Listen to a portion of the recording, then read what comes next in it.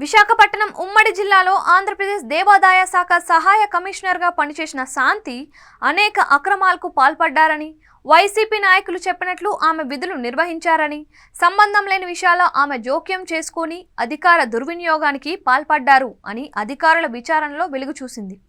ఉమ్మడి విశాఖ జిల్లాలో శాంతి అధికార దుర్వినియోగం చేసి అప్పటి వైసీపీ నాయకులకు లాభం చేకూరేలా పూర్తిగా సహకరించారని అధికారులు ఆరోపిస్తున్నారు.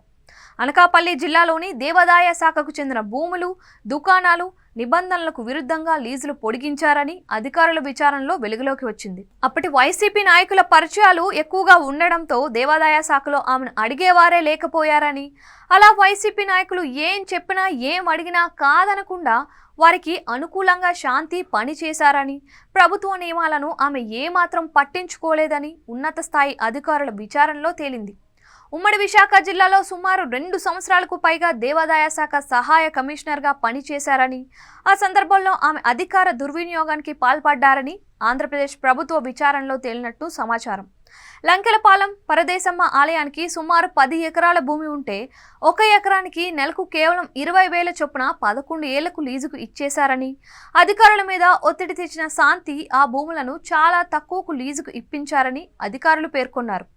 నెలకు 20,000 రూపాయలకే ఎకరా భూమిని లీజుకు తీసుకున్న వ్యక్తులు తరువాత అదే భూములను నెలకు 2 లక్షలకు సబ్ లీజుకు ఇచ్చి భారీ మొత్తంలో డబ్బులు సంపాదిస్తున్నారని, ఇలా దేవాదాయ శాఖకు భారీ మొత్తంలో నష్టం వస్తుందని అధికారులు అంచనా వేస్తున్నారు. ఈ భూములు తక్కువ ధరకు లీజుకు ఇప్పించడంలో శాంతి కీలక పాత్ర పోషించారని అధికారులు చెబుతున్నారు. చోడవరం విఘ్నేశ్వర ఆలయం ప్రాంతీయ సంయుక్త కమిషనర్ పరిధిలో ఉందని, ఆ ప్రాంతంలో దేవాదాయ భూములు, షాపులు అద్దెలకు ఇవ్వాలన్నా లీజుకు ఇవ్వాలన్నా అదే అధికారికి నిర్ణయం తీసుకోవాలని, అయితే ఆ ప్రాంతంలో అన్ని వ్యవహారాలు మొత్తం శాంతి నడిపారని, అక్కడి వైసీపీ నాయకులకు అనుకూలంగా ఆమె వ్యవహరించారు అనే ఆరోపణలు ఉన్నాయి.